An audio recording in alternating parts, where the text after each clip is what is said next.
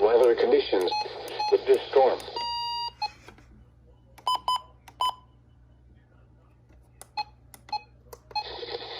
The flash flood watch continues for portions of North Georgia, along and north of Ariel.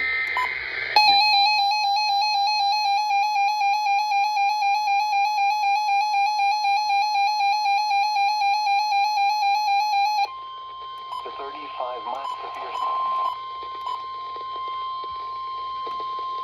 The National Weather Service has issued Tornado Watch number 113, effective until 2 a.m. Eastern Daylight Time Monday.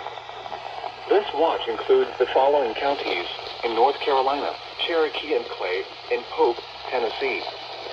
Remember, a tornado watch means the conditions are favorable for the development of severe weather, including tornadoes, large hail and damaging winds, in and close to the watch area. While severe weather may not be imminent, persons should remain alert for rapidly changing weather conditions and listen for later statements and possible warnings. Stay tuned to NOAA weather radio, commercial radio and television outlets, or internet sources for the latest severe weather information.